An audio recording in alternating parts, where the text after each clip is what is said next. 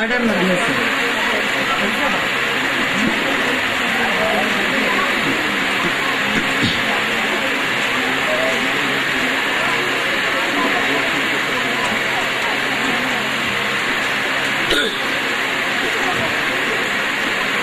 வணக்கத்துக்கும் மரியாதைக்கும் உரிய DI anode நிர்வாகத்தினுடைய தலைவர் திரு ஜெயக்குமார் அவர்களே, தலைமை உரை வழங்கிவிட்டு அமர்ந்திருக்கின்ற திரு MK கோவிந்தன் அவர்களே, அழகானதொரு உரையை இங்கே ஆற்றி சோனி கம்பெனி மாதிரி இந்த நிறுவனமும் வளருவதை தன்னுடைய மனக்கண்ணில் காண்பதாக கூறிய யுனைடெட் பேங்க் ஆஃப் இந்தியாவை சேர்ந்த திரு தாஸ்குப்தா அவர்களே, வாழ்த்துரை வழங்கி இருக்கின்ற திரு பாலச்சந்திரன் அவர்களே, மருத்துவர் அவர்களே, செல்வி நான்சி அவர்களே, நன்றியுரை வழங்க இருக்கின்ற திரு RS தங்கப்பன் அவர்களே, என்னை ரொம்ப பிடிவாதமாக இந்த விழாவுக்கு கூட்டி வந்த சகோதரர் நந்தகோபால் அவர்களே, அவருடைய துணைவியார் அவர்களே, இங்கே கூடியிருக்கின்ற பெரியவர்களே, நண்பர்களே, பேரன்பு கொண்டோரே, தாய்மாரே, குழந்தைகளே, உங்கள் அனைவருக்கும் என்னுடைய மிக பணிவான வணக்கங்கள். என்ன மாதிரி பேச்சாளர்களை ஒரு ஃபங்க்ஷனுக்கு கூப்பிட்டீங்கன்னா அவர் திரு ஜெயக்குமாருக்கு ஒரு அட்வைஸ், எவ்வளவு நேரம் பேசணும்ன்றத முதல்லயே சொல்லிடணும். இப்ப அவர்கிட்ட கேட்ட எவ்வளவு நேரம் பேசணும்னு, எவ்வளவு நேரம் வேணா பேசுங்கன்னு சொல்லியிருக்காரு. அந்த மாதிரி சொல்லக்கூடாது. ஏன்னா எங்களுக்கு ஒரு மைக்கையும் கொடுத்து முன்னாடி உட்கார்றதுக்கு ஒரு 300-400 பேரை கொடுத்தீங்கன்னா பேசிக்கிட்டே இருப்போம். அப்படித்தான் ஒரு விழாவில் ஒரு பேச்சாளர் ரொம்ப நேரம் பேசினார். இப்ப கீழே இருக்கிறவங்க எல்லாம் அப்பப்ப வாட்ச் எல்லாம் பார்த்தாங்க. அப்புறம் ஒரு கடிகாரத்தை கொண்டு வச்சாங்க, அவர் நிறுத்தல, பேசிக்கிட்டே இருந்தார். அப்புறம் ஒரு கேலண்டரை கொண்டு வச்சாங்க, நாட்கணக்கில் பேசுறப்ப அப்பவும் பேசிக்கிட்டே இருந்தார், நிறுத்தல. அப்புறம் ஒரு துப்பாக்கியை கொண்டு வச்சாங்க, பயந்து நிறுத்திட்டாரு பேச்ச. அப்ப எல்லாரும் சொன்னாங்க, நீங்க பேசுங்க சார், நீங்க பேசுங்க, இது உங்களுக்கு இல்ல, உங்களை பேச கூட்டிட்டு வந்தாரே ஒரு ஆள், அவருக்கு தான் இது. அப்ப ஒரு நந்தகோபால் சார் தான் என்ன கூட்டிட்டு வந்திருக்காரு. அவருக்கு ஒரு ஆபத்து இல்லைன்னா சீக்கிரம் முடிச்சிடணும். அதனால எப்பவுமே சொல்லிடணும் பேச்சாளர்களுக்கு இவ்வளவு நேரம் தான். ஒரு இடத்துல பேசப்ப நாங்க கேட்டேன், எவ்வளவு நேரம் சார் பேசணும்? எவ்வளவு நேரம் வேணா பேசுங்க, ரொம்ப சந்தோஷம் எங்களுக்கு. எவ்வளவு நேரம் பேசினாலும் கேட்பாங்க, நீங்க எவ்வளவு நேரம் வேணா பேசுங்க, நாங்கெல்லாம் 15 நிமிஷத்துல போறதா இருக்கோம். அந்த மாதிரி விபத்தெல்லாம் இருக்கக்கூடாது. ஏன்னா நல்ல அருமையான அரங்கம். என்ன முன்னாடி இந்த லைட் இருக்கிறதுனால சரியா ஆடியன்ஸ் கண்ணுக்கு தெரியல, இல்லைன்னா கொஞ்சம் நல்லா இருக்கும். எப்படின்னா ஆடியன்ஸ் முகத்தை பார்த்தா தான் எங்களுக்கு பேச்சு வரும் பேச்சாளர்களுக்கு. இந்த மங்கையர் சாய்ஸ்ல எல்லாம் நான் பேசுறதா சொன்னாங்கல்ல, குடும்ப பேசுறது ஏன் தெரியுமா? முன்னாடி யாரும் இருக்க மாட்டாங்க, ஒரே ஒரு கேமரா இருக்கும், அதுக்கு பின்னாடி ஒரு கேமராமேன் இருப்பாரு. அவரும் நொந்து நூடுல்ஸ் ஆகி எப்படா இந்த அம்மா முடிக்கும், நம்ம எப்ப வீட்டுக்கு போவோன்ற மூட்ல அவர் இருப்பாரு. ஆனா தமிழ்நாடே எதிரில் இருக்கிறதா பாவிச்சுட்டு நான் பேசணும். இப்ப ஆடியன்ஸோடைய ரியாக்ஷன் இல்லாம பேசுறதுன்றது பேச்சாளர்களுக்கு ரொம்ப கஷ்டம். இப்ப அந்த லைட் கொஞ்சம் கம்மி பண்ணீங்கன்னா இன்னும் உங்க முகத்தை நல்லா பார்த்து பேசலாம்.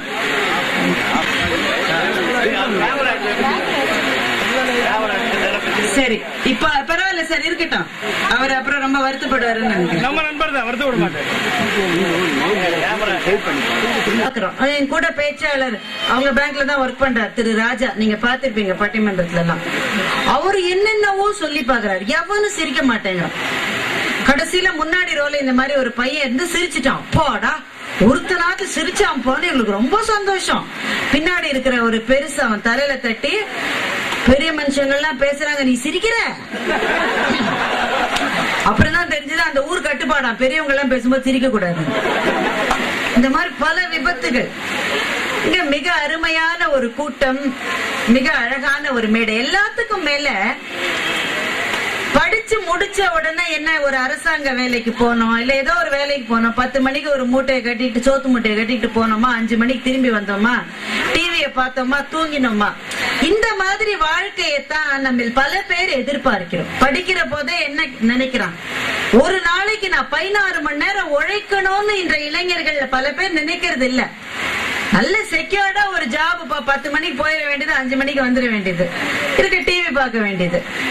அப்படி என்று இல்லாமல் என்னால் மற்றவர்களுக்கு ஒரு எம்ப்ளாய்மெண்ட் ஆப்பர்ச்சுனிட்டி, 4 பேர் 10 பேர் 100 பேர் என்னுடைய நிறுவனத்தில் வேலை செய்ய வேண்டும் என்று நினைத்து நிறுவனங்களை ஸ்தாபித்து வெற்றிகரமாக நடத்துகிறவர்களுடைய சாதனை பொன்னெழுத்திலே பொறிக்கப்பட வேண்டிய சாதனை. திரு ஜெயக்குமார் அவர்களினுடைய சாதனை அப்படிப்பட்ட சாதனை. அவர் என்ன பேச கூப்பிடும் போது எனக்கு இந்த கம்பெனி பத்தி தெரியாது, என்ன செய்றீங்க என்னன்னு கேட்டுக்கிட்டேன். இந்த டிஐ அப்படின்றது டைட்டானியம் அப்படின்னு சொன்னாரு. எனக்கு கொஞ்சம் பயமா இருந்தது. தமிழ்நாட்டுல இந்த வார்த்தை இப்ப ரொம்ப பயங்கரமான வார்த்தை, யாரும் தைரியமா சொல்லிட முடியாது. எல்லாம் பொதுமக்கள்கிட்ட எல்லாம் போய் கருத்து கேட்கறாங்க. இப்போ பேப்பர்ல படிச்சிருப்பீங்க நீங்க இல்லையா, பொதுமக்கள்கிட்ட கருத்து கேட்கறாங்க. நம்ம மக்களுக்கு டைட்டானியத்தை யாரு கண்டது? டைட்டானிக்னு நினைச்சிட்டு ஒருத்தர் சொல்றாரு, அந்த அம்மா ரொம்ப நல்லா நடிச்சிருந்தது,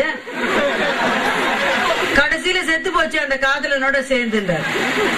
டைட்டானியத்துல எவையா செத்து போனானோ அப்புறம் தான் புரிஞ்சது டைட்டானிக் படம் நினைச்சு பேசிட்டு இருக்காரு அவர். இப்ப இந்த மாதிரியான தரத்திலே இருக்கிற மக்களிடம் கருத்து கேட்டு அது அரசியல், அதை பத்தி நமக்கு பிரச்சனை இல்லை. அப்புறம் இவற்றுக்கிட்ட உங்களுக்கு ஏதாவது பிரச்சனை காணும்? ஒரு பிரச்சனையும் இல்லை. மிகச் சிறப்பாக டீசாலினேஷன், அதாவது கடல் நீரிலிருந்து குடிநீரை பிரித்தெடுக்கிற, நம்ம சென்னைக்கு ரொம்ப தேவைங்க அது இல்லையா, அந்த டெக்னாலஜியில உதவி புரிகிற சாதனங்களை நாங்கள் தயாரிக்கிறோம் என்று அழகாக சொன்னார் அவர். இந்த மாதிரியான நோக்கம் உள்ள ஒருவரால் தான் 2020 இந்தியா அப்படின்னு அவரால் யோசிக்க முடிஞ்சிருக்கு. எனக்கு அந்த தலைப்பு தான் கொடுத்திருக்காங்க. அந்த தலைப்பை பார்த்து எனக்கே ஆச்சரியமா தான் இருந்தது. இப்படி எல்லாம் சிந்திக்க முடியுமா? நம்மளெல்லாம் நாளைக்கு சாயங்காலத்துக்கு மேல யோசிக்க மாட்டேங்கிறோம் இல்லையா? என்ன ஆக போகிறீர்கள்? நான் முதல்ல ராத்திரி சாப்பாட்டை முடிச்சிட்டு அதுக்கப்புறமா பார்க்கலாம். ஒரு விஷன் அப்படின்னு சொல்றோம்ல, ஒரு தூர பார்வை, என்ன நடக்கும் என்று பார்க்கிற பார்வை. சில பேருக்கு தான் அமையும், அது எல்லாருக்கும் அமையாது. இப்ப நம்முடைய தேசிய கவி பாரதியாருக்கு அந்த பார்வை இருந்தது. 1910 பாரதி இப்படி பாடுறாரு, ஆடுவோமே பள்ளு பாடுவோமே ஆனந்த சுதந்திரம் அடைந்து விட்டோம் என்று. என்னைக்கு சுதந்திரம் கிடைச்சது? 1947. அவர் உயிரோட இல்ல அப்போ. ஆனா 1910 சுதந்திரம் வரும்னு சொல்லல, ஆடுவோமே பள்ளு பாடுவோமே ஆனந்த சுதந்திரம் அடைந்து விட்டோம் அப்படின்னு பாடிருக்க. அதுதான் விஷன். பின்னால என்ன வேண்டும் என்று கனவு காணுவது. அண்மை காலம் வரை நம்முடைய ஜனாதிபதியாயிருந்த அப்துல் கலாமினுடைய கனவு அதுதான். 2020 வல்லரசாக இந்தியா உருமாற வேண்டும் என்பதுதான் அவருடைய கனவு. அப்ப என்ன ஆக போகிறது நாடு 20 வருஷங்கள்ல, 17 வருஷங்கள்ல, 13 வருஷங்கள்ல என்று பார்க்கிற பார்வை இருக்கிறதே, அது நமக்கு ரொம்ப அவசியமான ஒரு பார்வை. இப்போ பாரதியார் இன்னொரு கனவு கண்டார். காசி நகர் புலவர் பேசும் உரைதான் காஞ்சியில் கேட்பதற்கோர் கருவி செய்வோம். காசியில ஒரு ஆள் பேசுறான், அத காஞ்சிபுரத்துல ஒரு ஆள் கேட்கணும். அவர் அன்னைக்கு கனவு கண்டார். ஏன்? அப்ப போன் எல்லாம் கிடையாது, டெலிபோனே வந்து லேசா அறிமுகமாகாத காலகட்டம் அது. இப்போ அந்த கனவு எப்படி நிறைவேறி போச்சு பாருங்க. ஊர்ல அவங்க செல்போனோட தெரியுதான். எங்க வீட்டு காய்கறி போட வர ஒரு அம்மா, அது கணக்கு தெரியாது, அது 1/2 கிலோ உருளைக்கிழங்கு, 3/4 கிலோ பீன்ஸ், 2 கட்டு கொத்தமல்லி வாங்கினா எவ்வளவு வேலைன்னு நீயே கொஞ்சம் சொல்லுமா அப்படிங்கிறது. ஆனா இப்போ இது வந்து ஒரு செல்போனை எடுத்து உருவி கோயம்பேடுக்கு போன் போட்டு சரக்கு வந்தாச்சா, இதை நான் வரேன். இப்போ எங்க போயிருக்கு பாருங்க டெக்னாலஜி. நம்ம ஊர்ல செல்போன் இல்லைன்னா இப்ப மதிப்பு கிடையாது. இப்ப திருவள்ளுவரே வந்தா கூட செல்போன் இல்லையா, ஓரமான இல்லையா, அப்படி ஆயிடுச்சு இல்லையா நிலைமை. பஸ்ல ஒருத்தன் பேசுறான், அண்ணாச்சி நல்லா இருக்கீங்களா? நல்லா இருக்கேன். எங்க இருக்கீங்க? மெட்ராஸ்ல தான் இருக்கேன். மெட்ராஸ்க்கு வந்திருக்கீங்களா? எங்க இருக்கீங்க?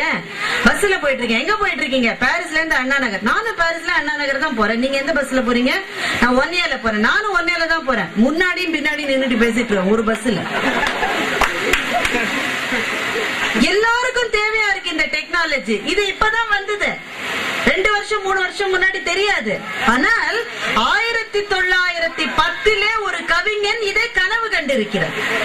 காசி நகர் புலவர் பேசும் உரைதான் காஞ்சியில் கேட்பதற்கோர் கருவி செய்வோம்.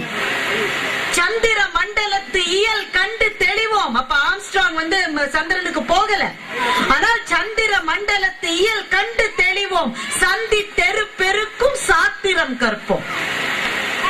இத்தனையும் ஒரு ஆளால பார்க்க முடிகிறது, எதிர்காலத்தை பார்க்க முடிகிறதுனா அவர்கள் தான் விஷனரிஸ். சில பேர் தான் அப்படி இருக்க முடியும். நம்முடைய அப்துல் கலாம் அப்படித்தான். அப்துல் கலாமனுடைய வாழ்க்கையே நம் ஒவ்வொருவருக்கும் ஆதர்சமாக இருக்கக்கூடிய வாழ்க்கை இல்லையா? ரொம்ப சாதாரண குடும்பம். செய்தித்தாள் போட்டிருக்காரு, நியூஸ் பேப்பர் பையனா இருந்திருக்காரு அவர், தெரியுமா உங்களுக்கு? நியூஸ் பேப்பர் போட்டிருக்காரு. காலேஜுக்கு போறதுக்கு முன்னாடி, ஸ்கூலுக்கு போறதுக்கு முன்னாடி வீடு வீடா பேப்பர் போட்டிருக்காரு.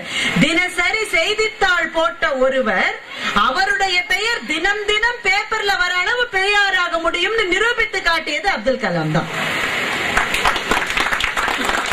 பேப்பர் போட்டுட்டு இருந்த ஆளு, அப்புறம் அவருடைய பேர் பேப்பர்ல வராத நாளே இல்லை என்ற அளவுக்கு அவர் காட்டிய வளர்ச்சிக்கு என்ன காரணம் நினைக்கிறீங்க? கனவுதான். நான் இப்படி ஆவேன், இந்த மாதிரி நான் முன்னால வர முடியும், என்னுடைய தேசம் இப்படி முன்னேறும் அப்படின்னு நமக்கு, நம்மை பற்றி, நம் பிள்ளைகளை பற்றி, நாம் இருக்கிற நிறுவனங்களை பற்றி, நாம் வாழுகிற தேசத்தை பற்றிய ஒரு கனவு இருக்கணும், ஒரு தூர பார்வை இருக்கணும். மனுஷனுக்கு பல பார்வை உண்டு. 40 வயசு ஆனாக்கா தூர பார்வை, கிட்ட பார்வை எல்லாம் வந்துரும். அத சொல்லலன்னா அவர் இங்க சில சமயம் கண் டாக்டருக்கே பார்வை சரியா இருக்கு. ஒரு ஆள் ஓடி போனான், ஒத்தையில போனான், ஓடி போனா டாக்டர் எல்லாமே 2 தெரியுது டாக்டர். அத சொல்ல ஏன் 4 பேர் வந்தீங்க? கண் டாக்டருக்கே பிரச்சனை இருக்கும். ஒரு நண்பரை டாக்டர்கிட்ட அழைச்சிட்டு போனேன், கண் டாக்டர்கிட்ட. நான் இந்த டாக்டர்கிட்ட பார்க்க மாட்டேன்ட்டு. ஏங்க கண்ணு தெரியலன்றீங்க, இந்த டாக்டர்கிட்ட போய். இல்ல இந்த டாக்டர் சரியில்லை. சரியில்லைன்னு எப்படியா தெரியும்? வாசல்ல போட்டிருக்காரு பார்க்கும் நேரம் 5 to 7, அவரே 5 to 7 மட்டும் தான் பார்க்க முடியும்னா எனக்கு எப்படி வைத்தியம் பண்ணுவாரு? அந்த பார்வைய சொல்லலன்னா இது விஷன், எதிர்காலத்துக்குள் ஊடுருவுகிற நம்முடைய பார்வை. இப்போ நம்ம அப்பா அம்மாவுக்கெல்லாம் நம்ம பற்றி ஒரு கனவு இருந்திருக்கணும். எங்க அப்பா ஒரு மனசுக்குள் ஒரு கனவு இருந்தது, என்ன ஒரு பேச்சாளராக்கி பார்க்கணும்ன்ற ஒரு கனவு இருந்தது. நாங்க ரொம்ப சாதாரணமான வீட்டுலதான் இருந்தோம், மிகச்சிறிய வீடு. எங்க வீட்டுல வந்து பேச்சு போட்டி எல்லாம் வந்ததுனாக்க பிராக்டிஸ் பண்ணல. பசங்களை நீங்க பாத்திருப்பீங்க, ஏதாவது ஒண்ணு ஸ்கூல்ல பேசணும்னா ஓயாம அதே சொல்லிட்டு தெரியும், ராத்திரி எல்லாம் தூக்கத்துல அதே சொல்லிக்கிட்டே இருப்பான். இன்னும் டைம் இருக்குடா. பசங்க வந்து எப்பவுமே ரொம்ப முன்னெச்சரிக்கையா இருப்பாங்க. எங்க மிஸ் சொல்லிட்டாங்க, நாளைக்கு நீ எனக்கு ஒரு பொம்மை சார்ட் பண்ணி கொடுக்கணும். எனக்கு ஸ்கூல்ல ஹோம்ஒர்க் கொடுக்கறதுலாம் பசங்களுக்கு நான் நினைக்கிறீங்க, நமக்குங்க. இன்னைக்கு பசங்க பண்ணிருக்காங்களா? அதான் நம்ம தான் பண்ணிருக்கோம். என் பொண்ணுக்கு பேச்சு எழுதி கொடுத்திருக்காங்க. If I were the prime minister of India, நான் இந்தியாவினுடைய பிரதம மந்திரி ஆனால் என்ன செய்வேன் அப்படின்னு பேசணும். என்ன வயசு? என் பொண்ணுக்கு 7 வயசு. பிரதம மந்திரிக்கே நாளைக்கு என்ன செய்யறதுன்னு தெரியாம இருக்காரு நம்ம ஊர்ல. அவரே நாளைக்கு இருப்பாரா, ஆள் மாறிடுவாரான்னு தெரியல. இப்போ 7 வயசு பிள்ளைக்கு என்ன தெரியும்? நான் பிரைம் மினிஸ்டர்னா என்ன பேசுவேன்னு. ஸ்கூல்ல கொடுக்குற ஹோம்ஒர்க் எல்லாம் நமக்கு தான். அவங்க கொடுத்துருப்பாங்க, 1 மாசம் கழிச்சு ஒரு பொம்மை பண்ணிட்டு வரணும்னு. நம்ம பிள்ளை நம்மள 1 மாசம் டைம் இருக்கேன்னு எந்த பிள்ளையா வீட்டுல சும்மா இருக்குமா? எங்க மிஸ் சொல்லிட்டாங்க, இப்பவே பண்ணு, நீ இப்பவே எனக்கு ரெடி ஆக்கி கொடு. குழந்தைகள் அவ்வளவு முன்னெச்சரிக்கை உணர்வோடு இருப்பார்கள், நம்ம தான் தள்ளி போட்டுட்டே இருப்போம். இப்ப இந்த பிள்ளையா இருக்கிற பருவத்திலிருந்து நம்முடைய குழந்தைகளை பற்றி நமக்கு கனவுகள் உண்டு. எங்க அப்பாவுக்கு இருந்த மாதிரி. ரொம்ப சின்ன வீட்டுல இருந்தோம், அதெல்லாம் பேசி பார்க்கல இடம் கிடையாது வீட்டுல. அதனால எங்க அப்பா என்ன பண்ணுவாரு, அவர் ஒரு ஸ்கூல்ல வேலை பார்த்திருந்தாருல, அந்த ஸ்கூலுக்கு சனி ஞாயிறுல என்ன அழைச்சிட்டு போயிடுவார். நிறைய பெரிய கிரவுண்ட் இருக்கும், இந்த இடத்துல நல்லா பேசி பழகுனி. அவர் மனசுக்குள்ளே இருந்த ஒரு கனவை நான் நிறைவேற்றி காட்டி இருக்கிற போது இன்னைக்கு அவருக்கு ரொம்ப சந்தோஷம், ரொம்ப பெரிய பெருமை அவருக்கு. அவருக்கு கிடைத்த விருதுகள், பாராட்டுகளை விட அவருடைய குழந்தைகளுக்கு கிடைக்கிற பாராட்டுகள் தான் அவர்களை ரொம்ப பெரிய அளவிலே பாதிக்கிறது. இப்ப எல்லாருக்கும் கனவு இருக்கு, அவன் பிள்ளை இப்படி வரணும், நாளைக்கு அவன் அமெரிக்கால போய் படிக்கணும், அவன் ஒரு டாக்டர் ஆனும், அவன் ஒரு என்ஜினியர் ஆனும். என்ன பிரச்சனைனாக்க, பிள்ளைகள் பணம் சம்பாதிப்பதை பற்றி நமக்கு கனவுகள் இருக்கிறதே தவிர அவர்கள் நல்ல மனிதர்களாக வர வேண்டும் என்பதை பற்றி இன்றைய பெற்றோர்களுக்கு பெரிய அளவுல கனவுகள் கிடையாது. நல்லா வந்துடும். ஏன் சார் எப்படி ஒரு கிளாஸ்ல அத்தனை பேர் எப்படி ஃபர்ஸ்ட் ரேங்க் வாங்க முடியும்? 60 பேர் இருக்காங்க, 60 பேர் ஃபர்ஸ்ட் ரேங்க் வாங்க முடியுமா? எங்க பக்கத்து வீட்டுல ஒரு நாள் சத்தம், அந்த அம்மா கத்துறாங்க, ஏண்டா ரமேஷ் இப்படி பண்ணிட்டியேடா, அப்படியே நீ மண்ணை தூக்கி போட்டுட்டியேடா, நீ என்னெல்லாம் பண்ணுவான்னு நினைச்சேன், இப்படி மார்க் குறைச்சலாம். நான் கூட நினைச்சேன் ஒருவேளை +2ல பையன் ஃபெயில் ஆயிட்டானா என்னவோ, இல்ல இந்த GRE TOEFL இதுல எல்லாம் மார்க் வாங்காம அமெரிக்காவுக்கு போக முடியாம இருக்காருன்னு கூட்டு பார்த்தா பையன் LKG படிக்கிறான். டெஸ்ட்ல அடுத்த சீட்டு பையனோட 5 மார்க் கம்மியா வாங்கியிருக்கான்னு அந்த அம்மா அப்படி புலம்புது. பெற்றவர்கள் பிள்ளைகள் நல்லா படிக்கணும், எல்லா கிளாஸுக்கும் அவன் போயிடணும், அவன் பாட்டு கிளாஸ் போகணும், டான்ஸ் கிளாஸ் போகணும், கராத்தே கத்துக்கணும், எல்லாம் கத்துக்கணும். பிள்ளைகள் சர்வ வல்லமை பெற்றவர்கள் எதுக்கு? நாளைக்கு அமெரிக்காவுக்கு போய் சம்பாதிச்சு என்ன காப்பாற்றணும். அப்போ அவர்கள் வளர வேண்டும், பெரிய மனிதர்களாக வேண்டும் என்பதற்கு பின்னால் அவர்கள் பணக்காரர்களாக வேண்டும் என்ற எண்ணம் இருக்கிறதே தவிர நாளைக்கு நல்ல மனிதர்களாக இந்த தேசத்தினுடைய மிகச்சிறந்த குடிமகன்களாக அவர்கள் வர வேண்டும் என்று துரதிருஷ்டவசமாக எந்த பெற்றோரும் கனவு காண்றது இல்லை. நம்ம சின்ன வயசுல நமக்கு நிறைய அந்த மாதிரி சொல்லி கொடுத்தாங்க. எங்க வீட்டுல சொல்லி கொடுத்திருக்காங்க, எங்க பாட்டி எனக்கு சொல்லி கொடுத்திருக்காங்க. எங்க பெரிய வீடு, அந்த காலத்து வீடுல உங்களுக்கு தெரியல, நீளமா இருக்கும் வீடு, பின்கட்ல இருப்பாங்க பாட்டி, வாசல்ல யாராவது பிச்சை கேட்டு வருவாங்க. இப்பதான் பிச்சைக்காரங்கெல்லாம் ஒழிச்சிட்டோம் பூரா, நம்ம யாருமே வரதில்லை இப்ப. அப்ப வருவாங்க, அம்மா தர்மம் போடுமா. அப்ப அவங்களுக்கு காசு கொடுக்கணும்னா பாட்டி வந்து எங்க கையில கொடுத்து அனுப்புவாங்க, நாங்க காசு எடுத்துட்டு ஓடி ஓடி போய் போட்டுட்டு வருவோம். ஆனா அவங்களுக்கு அரிசி போடணும்னா பாட்டி தன் கையால தான் எடுத்துட்டு போவாங்க. நடக்கவே முடியாது, ரொம்ப குண்டா இருப்பாங்க, கஷ்டப்பட்டு நடந்து.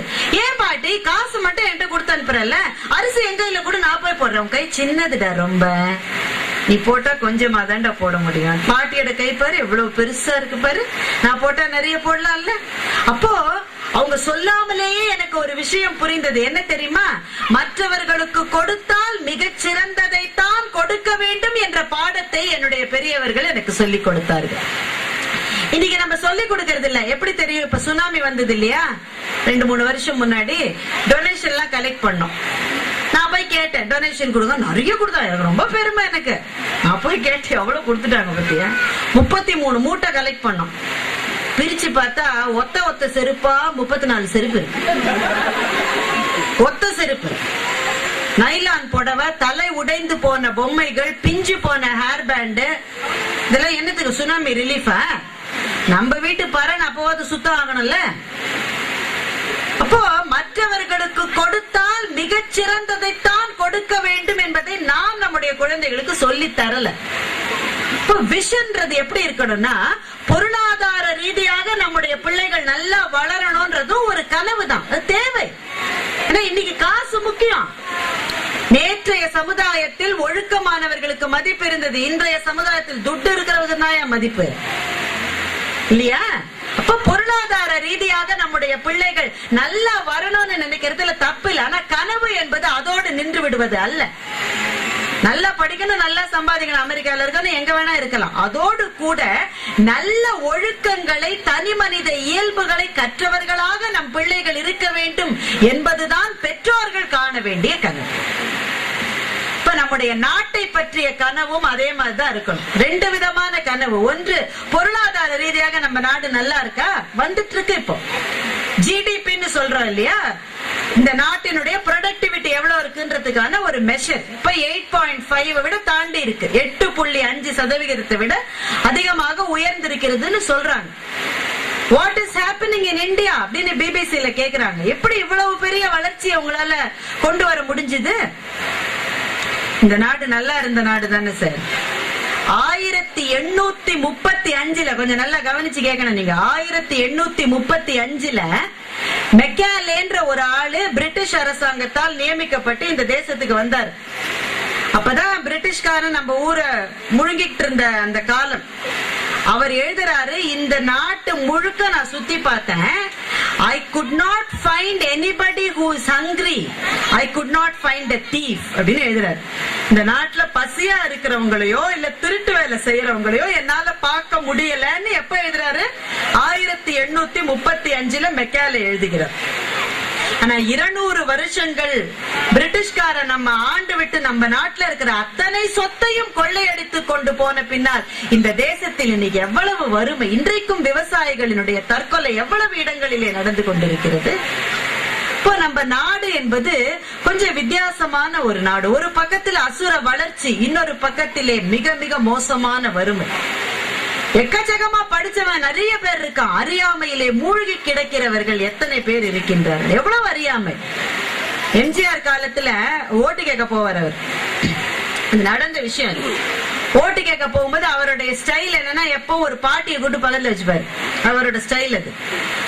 ஓட்டு கேட்க போன இடத்துல ஒரு பாட்டியம்மாவை கூட்டு பக்கத்துல வச்சுக்கிட்டாரு. பாட்டியை ஓட்டு போட்டுறேன்னா எனக்கு மவராச தங்கம் மாதிரி இருக்க, நான் உனக்கு தான் ஓட்டு போடுவேன், ஆனா ஒரு விஷயத்துல மட்டும் ஜாகிரதையா இருந்த, எம்என் நம்பியார் எங்கேயா ஜெயிச்சிட்டு போறாங்க. அப்போ வாழ்க்கை எது, சினிமா எதுன்னு தெரியாத அறியாம இருக்கா இல்லையா நம்ம நாட்டுல? ஒரு பக்கத்துல சாஃப்ட் துறையில மாசம் 40,000 சம்பாதிக்கிற இளைஞர்களினுடைய எண்ணிக்கை வளர்ந்து கொண்டே போகிறது. இன்னொரு பக்கத்துல நம்முடைய இளைஞன் சிவாஜி படம் ரிலீஸ் ஆனா 300 அடி கட் அவுட்டுக்கு மேல ஏறி பால் அபிஷேகம் பண்றான் சார். தவறி கீழே விழுந்தான்னா நாளைக்கு அவனுக்கு பால். உன் குடும்பத்தை யார் யா காப்பாத்துவா? அவருக்கு நீ கட் அவுட் வைக்கட்டாலும் அவர் நல்லதான் இருப்பாரு, அவர் நல்லதான் இருப்பாரு.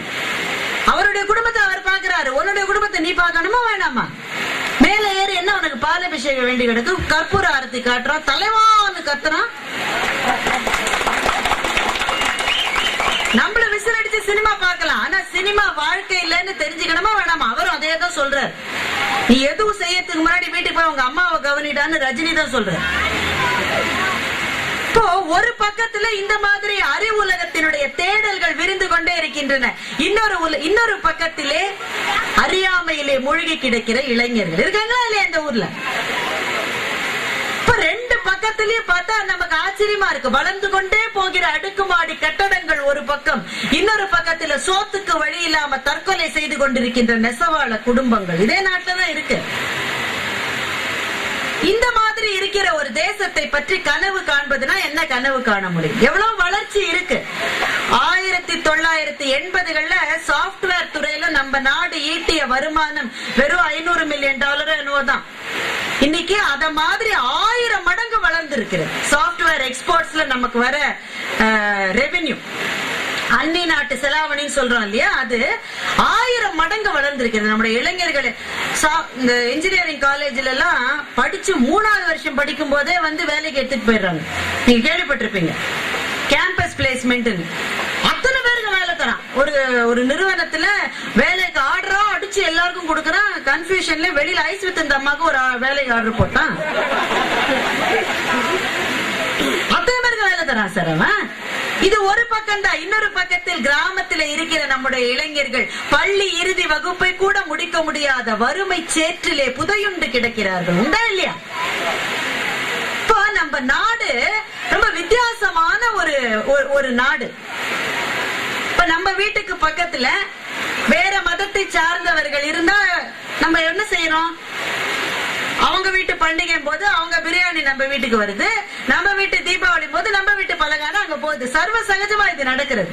உண்டா இல்லையா? என்ன ஜாதின்னு கேட்டுக்கிட்டு ஆபீஸ்ல பக்கத்துல இருக்கிறவனோட நம்ம பழகிறோம். முதல்ல ஏன்பா நீ இல்ல என்ன கேக்குறோமா? இல்ல. கூட வேலை செய்யறவர் அவ்வளவுதான். நமக்கு பல வருஷம் கழிச்சுதான் தெரியுது அவர் இந்த ஜாதி போல இருக்குன்னு.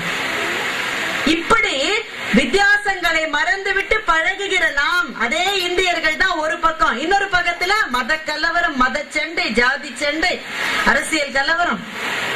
இப்ப ஒரு பக்கத்துல ஒன்னா சந்தோஷமா இருக்கும், இன்னொரு பக்கத்துல சண்டை போட்டு குத்தி செத்துட்டு இருக்கோம். இப்ப எல்லாமே கலந்திருக்கிற பூமி தான் இந்தியா. எல்லாம் ஒரே மாதிரி இருக்குன்னு சொல்ல முடியாது. நம்முடைய தேசத்தை வித்தியாசமான களங்களை சந்தித்துக் கொண்டே இருக்கிற ஒரு பூமியாக இது இருக்கிறது. அப்ப இந்த தேசத்தை பற்றிய கனவுன்றது எப்படி இருக்கணும்? வீட்டுல ஒரு குழந்தை பிறந்ததுனாக்க பிறந்த உடனே அப்பா சொல்ல என்ன மாதிரியே இருக்கான்ல, ஆமா உங்க குடும்பத்துக்கே ஒரு அசட்டுக்களை உண்டு, அது இருக்கு பையன்ட்ட. ஆனாலும் அவங்க இந்த காதை பாத்தீங்களா, எங்க வீட்டு ஜாடைதான். நல்ல அந்த புத்திசாலிகளுக்கே உரிய அந்த நல்ல காது, அது எங்க குடும்பத்துல இருக்கும் அப்படின்னு அம்மா சொல்லுவாங்க. அப்ப அம்மாவோட வீட்டு ஜனங்கள்லாம் வந்து அப்படியே நம்ம தாத்தா தான், அது அப்பதான் பிறந்திருக்கு, நம்ம தாத்தா தான். அப்ப இந்த பக்கத்து ஜனங்கள்லாம் வந்தாக்க சச்சா அதெல்லாம் ஒண்ணு இல்ல, நம்ம மாமா இல்ல அவர் மத்த இருக்குது.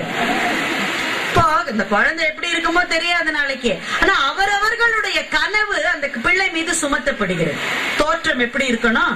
அம்மா சொல்றான் அவன் டாக்டரா தான் வரணும், அப்பா சொல்றான் அவன் என்ஜினியரா தான் வரணும். நீ டாக்டரா வரணும்டா கண்ணா, நீ இன்ஜினியரா இருக்கணும்டா கண்ணா, நீ கலெக்டரா ஆனும்டா கண்ணா, நீ வக்கீலா ஆனும்டா கண்ணா. பையன் சொல்றான் ஏமா ஒரே ஆள் எப்படிமா டாக்டரா என்ஜினியரா கலெக்டரா இல்ல வக்கீலா? நம்ம கனவுகள் எல்லாத்தையும் அந்த பிள்ளை மீது நாம் சுமத்தி வளர்க்கின்றோம் இல்லையா? அப்ப நான் முன்னாடி சொன்ன மாதிரி நமக்கு கனவுகளுக்கு நாளைக்கு 4 பேருக்கு உதவி செய்யறவனா இருக்கிற பிள்ளை என்ன முதியோர் இல்லத்துல விட்டுறாம பாத்துக்கட ராசா எவ்வளவு பேர் சொல்றான் குழந்தைகளிடம் சொல்லி வளர்க்கிறான். என்ன பாதி பேர் கொண்டு விட்டுறான் இப்ப முதியோர் இல்லத்துல. வீட்டின் பேரோ அன்னை இல்லம், அன்னை இருப்பது முதியோர் இல்லம்னு ஒரு ஆள் கவிதை எழுதும்.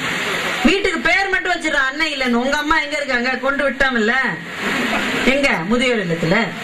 அப்ப அப்படி விடாமல் முதியோர்களை பராமரிக்கிற குணங்களோடு நம்முடைய பிள்ளைகள் வளர வேண்டும். நம் குழந்தைகளை பற்றி நமக்கு 1000 கனவுகள் இருக்கின்றன.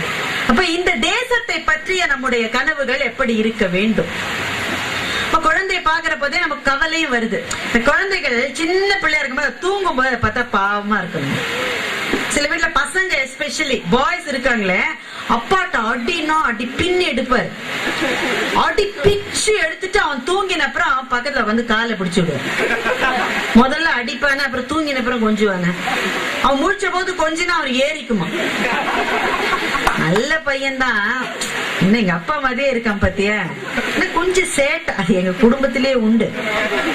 அப்படி தூங்கின அப்புறமா கொஞ்சுவாரு. பிள்ளைங்க தூங்குற போது நமக்கு ரொம்ப பரிதாபமா இருக்கும். அவ்வளவு நேரம் ஏண்டா உயிரை எடுக்கணும்னே பொருந்து வந்த அவதாரம் மடம்லாம் சொல்லுவோம். அது பரிதாபமா தூங்குற போது நாளைக்கு இதுக்கு என்னென்ன அடி வாங்க போகுதோ, என்ன கஷ்டப்படும், நல்லா இருக்கணும். இதுதான் கவிஞர் கண்ணதாசனுக்கு இந்த கவலை வந்தது. ஒரு சின்ன பிள்ளை தூங்கிட்டு இருக்கு, இவர் பாடுறாரு, அவனை எழுப்பாதீர் அப்படியே தூங்கட்டும், ஆழ்ந்த துயிலினிலே அமைதியினை காணட்டும், அன்பு குழந்தை அவன், அரையாண்டு செல்வன் அவன், இந்த வயதில் இப்போது தூங்குவதே சுகமான தூக்கம், அவன் சுகமாக தூங்கட்டும். கண்ணை விழித்திருந்த காசினியை காணுங்கால் என்னென்ன துயர் வருமோ, எங்கெங்கே அடி விழுமோ, காதல் வருமோ, காதலுக்கு தடை வருமோ, மோதல் வருமோ, முறை கெட்ட நண்பர் சகவாசம் வருமோ, என்ன வரும் என்று இப்போது யார் அறிவார், அவனை எழுப்பாதீர் அப்படியே தூங்கட்டும். செல்வங்கள் பெற்றாலும் பதவிகள் பெற்றாலும் அவன் வீட்டு மாட்டுக்கு கூட மரியாதை கிடைத்தாலும் சொத்துள்ள காரணத்தாலே தூக்கம் பிடிக்காது, அவனை எழுப்பாதீர் அப்படியே தூங்கட்டும். எந்த நெடுஞ்சாலையிலோ எந்த பூஞ்சோலையிலோ தப்பி நடந்த பின்பு தனிமை கிட்டாது. நம்பிக்கை, ஏமாற்றம், நடுக்கம், பயம், கோபம், வெம்பி எறிதல், வியத்தல், விறுவிறுத்தல், கும்பி எறிதல், கொதித்தல், துடிதுடித்தல், இப்போது தூங்கட்டும் இனிமேல் எழுவதற்கு, இப்போது தூங்கட்டும் இனிமேல் அழுவதற்குன்னு கவிதையை முடிச்சேன். நம்ம வீட்டு பிள்ளைகளை பார்க்கிற போது நமக்கு கனவுகள் மாத்திரமா வருகிறது, பயங்களும் மனசுக்குள் வருகிறது. நல்லா இருக்கணும், இது நாளைக்கு எந்த பிரச்சனையும் இல்லாம படிக்கணும், பெரிய ஆளா வரணும். அதே போலத்தான் இந்த தேசத்தை பற்றி கனவு காணுகிற போது நம் மனசுக்குள் நம்பிக்கையும் வருகிறது, பயமும் வருகிறது. நம்பிக்கை எதனால் வருகிறது? நம்ம நாடுதான் இப்ப உலகத்துல இருக்கிற அத்தனை பேர் விழுந்தடிச்சுட்டு தேடி வர நாடா இருக்கு.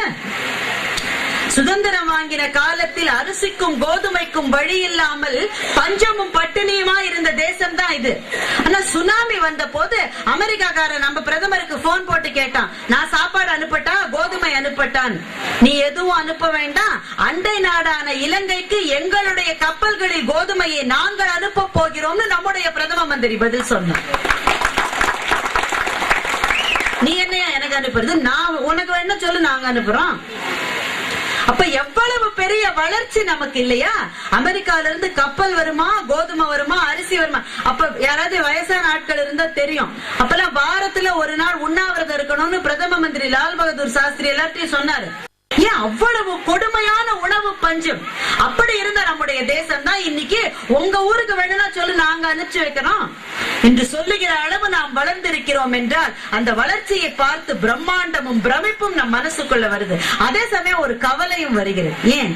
பொருளாதார ரீதியா வளர்ந்திருக்கோம், ஆனா மனிதாபிமானத்தில் நாம் வளர வேண்டிய அளவுக்கு வளர்ந்திருக்கிறோமா? திருப்பதி வெங்கடாஜலபதி தான் பார்க்க போறோம். முன்னாடி இருக்கிற ஆளு தலை மேல காலை வச்சு அவனை கீழே தள்ளிட்டு நம்ம போய் பார்க்கணும்.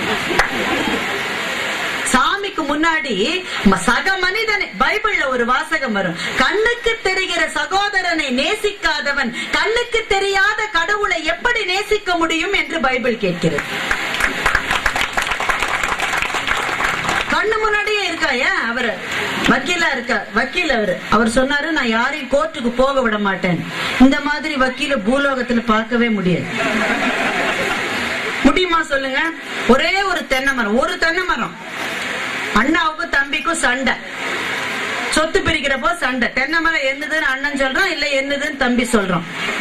விட மாட்டேன், எனக்கு தான் அண்ணன், இல்ல எனக்கு தான். கோர்ட்டுக்கு போயிட்டாங்க. 17 வருஷம் கேஸ் நடந்தது. முடிச்ச அப்புறம் தான் பார்த்தா தென்னை மரத்தையே காணும். அப்புறம் தான் தெரிஞ்சது வக்கீல் தென்னந்தோப்பு வாங்கிட்டாரு. நிறைய பேர் அப்படி இருக்காங்க. நல்ல இவர மாதிரியான வக்கீலும் இருக்கிறார்கள். இப்போ உறவுகளுக்குள்ளேயே ஒற்றுமை இல்லாத நிலைக்கு நம்ம வந்துட்டோமே. இப்போ பொருளாதார ரீதியாக வல்லரசாக நாம் உயர்ந்தாலும் வளர்ந்தாலும், இன்னைக்கு 8.5% GDP இருக்கிறது 9% ஆகலாம். அவன் சொல்றான் சைனாவும் இந்தியாவும் தான் எங்களுக்கு மார்க்கெட்ன்றான். அமெரிக்கா ஜப்பான் எல்லாம் விட்டுட்டாங்க. நான் எல்லா கம்பெனிகளும் இந்தியாவுக்கு தான் வர விரும்புகின்றன. உங்களுக்கு நினைவு இருக்கலாம், ஒரு 5-6 வருஷம் முன்னாடி கூட அந்த அமெரிக்கன் கான்சுலேட் இருக்கு பாருங்க, அமெரிக்கன் கான்சுலேட் நியூஸ் பேப்பரை போட்டு படுத்திருப்பான் ராத்திரிலாம். 5 நிமிஷம் நின்று எலெக்ஷனுக்கு ஓட்டு போட நிக்காத ஆளவன். ரொம்ப வெயிலா இருக்கு, யார் இங்க நின்று ஓட்டெல்லாம் போடுறதும்பா. ஆனா ராத்திரிலாம் அங்கே படுத்திருப்பான். அமெரிக்காவுக்கு போறதுக்கு விசா வேணும். இன்னைக்கு எத்தனை அமெரிக்கர்கள் இங்கே வர வேண்டும் என்று நம்முடைய தூதரகத்தின் வாசலில் விசாவுக்காக காத்திருக்கிறார்கள். பில்கேட்ஸ் கிட்ட கேட்டாங்க, இங்க அவுட் சோர்சிங் லா எல்லாம் வந்திருக்கேன் உங்க ஊர்ல, இந்தியாவில தொழில் செய்ய உங்களை அனுமதிக்கலன்னா நீங்க என்ன பண்ணுவீங்க? ஒண்ணும் பண்ண மாட்டேன், அமெரிக்கால என்னோட கம்பெனியை மூடிட்டு இந்தியாவிலே கம்பெனி ஆரம்பிச்சுப்பேன்னு பில்கேட்ஸ் பதில் சொன்னார். பேப்பர்ல வந்தது. அவ்வளவு தூரம் இந்த தேசத்தினுடைய இளைஞர்கள் அவர்களுடைய அறிவுத்திறன் மீது அமெரிக்க அரசாங்கம் கூட மதிப்பும் மரியாதையும் வைத்திருக்கிற அளவு வளர்ந்திருக்கிறோம். இது ரொம்ப சந்தோஷப்பட வேண்டிய, நம்பிக்கை கொடுக்க வேண்டிய விஷயம். இன்னொரு பக்கத்துல பார்த்தா, சொந்த சகோதரர்கள் துன்பத்தில் சாதல் கண்டும் சிந்தை இறங்காரடி கிளியே செம்மை மறந்தாரடின்னு பாரதி பாடின மாதிரி, சொந்த சகோதரர்களுக்கு இடையே கூட ஒற்றுமை இல்லாத நிலையிலே மனிதாபிமானத்தை தொலைத்து விட்டவர்களாக நிற்கின்றோம். என்ன காரணம் என்றால், நம்முடைய பிள்ளைகளுக்கு நாம தான் அதை சொல்லித்தர வேண்டும். பிள்ளைங்க கன்ஃபியூஸ்டா இருக்காங்க, அவங்களுக்கு புரியல நம்ம என்ன சொல்றோம் புரியல. அப்பா சொல்றாரு, பொய் சொல்லாதரா, திருடாதரா, கொன்னுருவன் திருடினான்றார். அப்பா எனக்கு பேப்பர் வேணும்பா. இதெல்லாம் எந்த மடையனாவது காசு போட்டு வாங்குவானா, ஆபீஸ்ல இருந்து வரும்போது கொண்டு வரேன். அப்ப திருடாதேன்னு சொன்ன முகம் நிஜ முகமா, நானே ஆபீஸ்ல பேப்பரை திருடிட்டு வரேன்னு சொன்ன முகம் நிஜ முகமா? பையனுக்கு கன்ஃபியூஸ் ஆயிடுறான். அம்மா சொல்றாரு, எப்பவுமே எல்லாத்தையும் அன்பா இருக்கணும்டா ராஜான்னு அம்மா சொல்லி தராரு. மாமியார் போன் பண்றாங்க, 4 நாள் வந்து இருக்கேன், எனக்கு உடம்பு சரியில்லைன்னு சொல்லிடுன்றாங்க. அப்ப எது நிஜ முகம்? எல்லாத்தையும் அன்பா இருக்க சொன்ன அந்த முகம் நிஜ முகமா? சொந்த மாமியார் வரதுக்கு உடம்பு சரியில்லைன்னு போய் சொல்ல சொல்லுகிற இந்த முகம்? பையன் கன்ஃபியூஸ் ஆகும்.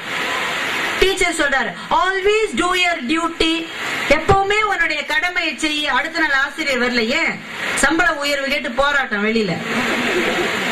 அப்ப கடமையை செய்ய சொன்ன அந்த முகம் நிஜ முகமா? தானே கடமையை துறந்து சம்பள உயர்வுக்காக வெளியில கொடி பிடிக்கிற இந்த முகம் நிஜ முகமா? பையனுக்கு கன்ஃபியூஷன் வருமா வராதா? அப்போ what we preach we do not practice. எதை சொல்லி தரோமோ அதை நம்ம செய்யறது இல்ல. ஆனா பிள்ளைகள் மட்டும் ரொம்ப நல்லவங்களா, முதியோர்களுக்கு நம்மள கொண்டு விடாதபடி இருக்கணும்னு எப்படி இருப்பான்? நம்ம பார்த்துதான் சார் அவன் வளர்றான். நீ 1000 தான் நீங்க அறிவுரை சொல்லுங்க, கேட்க மாட்டான். நீங்கள் எப்படி நடக்கிறீர்களோ அவன் அப்படி நடப்பான். பொருளாதார ரீதியாக வல்லரசாக வளர்ந்து வருகின்ற இந்தியாவை பார்த்து நம்பிக்கை கொள்ளுகிற அதே நேரத்தில் மனிதாபிமானத்தை ஒருவேளை இந்த தேசம் தொலைத்து விடுமோன்னு பயப்பட வேண்டிய நிலையிலும் நாம் இருக்கின்றோம். அப்ப அதற்கு மாற்று என்று வந்தால், இனிமே பெரியவர்களை திருத்த முடியாது. வளர்ந்து விட்டவர்கள் தங்களுடைய அபிப்பிராயங்களை மாற்றிக்கொள்ள மாட்டார்கள். ஆனால் வளருகிற பிள்ளைகளுக்கு நாம் சொல்ல வேண்டிய விஷயங்கள் அநேகம் இருக்கின்றன. இந்த கம்பெனி நாளைக்கு ஒரு 100 crore கம்பெனியா வரணும்னு சொல்லிட்டு அவர் ஆசைப்பட்டாரு. அருமையான கனவு அது. நீங்க ஒரு 11 crore இருக்கிற இந்த கம்பெனி 100 crore கம்பெனியா நாளைக்கு வளர்ந்ததுன்னா என்ன வரும்? இங்க வேலை செய்கிற இளைஞர்கள், தொழிலாளர்களுடைய வாழ்க்கை தரம் எவ்வளவு உயரும்னு யோசிச்சு பாருங்க. இந்த பகுதியில இருக்கிற இன்னும் எத்தனை பேருக்கு வேலை இந்த நிறுவனத்தால் தர முடியும்? இப்போ ஒரு நிறுவனம் வளருகிறது என்று சொன்னால் ஒரு கனவு வளருகிறதுன்னு அர்த்தம். அது அந்த சிஇஓ மட்டும் அதனால பயனடைய போவது இல்லை. அதை சார்ந்திருக்கிற அத்தனை பேருடைய வாழ்க்கை தரமும் உயர்ந்து கொண்டே போகும். ஒரு கனவு என்பது அப்படி இருக்க வேண்டும் என்று சொன்னால் நம்முடைய பிள்ளைகளை பற்றி நாம் காணுகிற கனவு அப்படிப்பட்டதாக இருக்க வேண்டும். நாளைக்கு இவன் நிறைய பணம் இப்ப சொல்லிடுறோம்ல பிள்ளைகிட்ட, டிஃபன் பாக்ஸ்ல லெமன் ரைஸும் சிப்ஸும் வச்சிருக்கேன்டா கண்ணா, நீ மட்டும் சாப்பிட்டுக்கோ, பக்கத்துல இருக்கிறவங்க எல்லாம் கொடுக்காத, உங்க அப்பா மாதிரி ஏமாளியா இருக்காதுன்னு தானே சொல்லி அனுப்புறோம். அதிகமா வச்சிருக்கேன்ப்பா, உங்க ஸ்கூல்ல ஒரு பையன் இருக்கானே, அவனு கூட அம்மா இல்லன்னு சொன்னியே, ஒருவேளை அவனுக்கு லஞ்ச் இல்லன்னா கொஞ்சம் நீ ஷேர் பண்ணிக்கோ, அவனு நம்ம வீட்டு சாப்பாடு சாப்பிடுறோம், ஒரு நாள் வீட்டுக்கு கூட்டிட்டு வந்த பையனை நம்ம வீட்டு சாப்பாடு ஒரு நாள் அவனுக்கு கொடுக்கலாம். உங்க ஸ்கூல்ல யாராவது உன்னோட பர்த்டேவா, உனக்கு நான் ஜீன்ஸ் பேண்ட் வாங்கிட்டேன், உனக்கு நான் நல்ல டிஷர்ட் வாங்கிட்டேன், அதோட கூட ஸ்கூல்ல ஒரு பையன் இருக்கான்னு சொன்னி அவ்வளவு வசதி இல்லாத பையன், அவனுடைய பர்த்டேக்கு நம்ம ட்ரெஸ் வாங்கி கொடுக்கலாமா? இதை உங்களுடைய பிள்ளைகளிடம் சொன்னா சந்தோஷமா அவங்க செய்வாங்க. நம்மை சுற்றி இருக்கிற சமுதாயத்தை பற்றி கவலைப்பட வேண்டும் என்பதை பிள்ளைகளுக்கு நாம் சொல்லித்தராவிட்டால் வேறு யார் சொல்லித்தர முடியும்? ஏன்னா அவனை சுத்தி இன்னைக்கு இருப்பதெல்லாம் விஷம் தான். வீட்டுக்குள்ள வர தொலைக்காட்சி நிகழ்ச்சி ஒன்னையாவது பிள்ளைகளோட பார்க்க முடியுதா? அப்பா பார்த்துட்டு இருக்காரு, அந்த ஆபாசமான ஒரு காட்சி வருது, அவருக்கு தெரியும், ஏன்னா அவர் முன்னாடியே பார்த்துட்டாரு, அது அவருக்கு தெரியும், இது அடுத்தது வருது ஆபாசமா இருக்கும்னு. பையன் பார்த்துட்டு இருக்கான் பக்கத்துல, மாத்தணும், எடுத்து ரிமோட் எடுத்து அமுக்கு அமுக்கு அமுக்குன்றாரு, மாற மாட்டேங்குது. ஏன்? அவசரத்துல செல்போன் அமுக்கிட்டு இருக்காரு. இந்த நாசமா போற வீட்டுல எதுவுமே கிடைக்காது, முதல்ல மூடுடா, கண்ணை மூடுடா. பையன் பட்டுன்னு இவர் கண்ணை மூடிட்டான். அவனுக்கும் தெரியும் அடுத்த காட்சி என்ன வருது. அவன் பார்க்க கூடாதுன்னு நீங்க முதல்ல பார்க்க கூடாது சார். அத டிவியை பார்த்து தொலைச்சிருவேன்னு டிவியை இவர் பார்த்துட்டு இருந்தா அவன் பார்க்காம இருப்பாங்க. எப்படி அவர்கள் இருக்க வேண்டும் என்று ஆசைப்படுகிறோமோ நாம் அப்படி வாழ்ந்து காட்டுகிறோமா?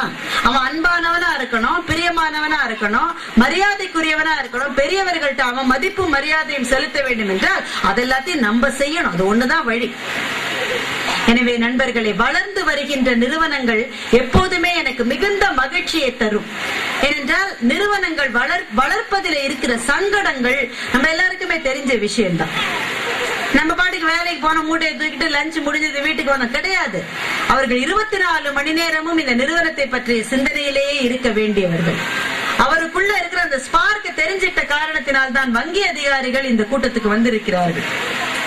இந்த இடத்துல ஒண்ணு துட்டு பெயராதுன்னா பேங்கர்ஸ் யாராவது அங்க வருவாங்களா? நான் வருவேன், ஏன்னா நான் பேங்கரா வரல, பேச்சாளரா வந்திருக்கேன், அது வேற விஷயம்.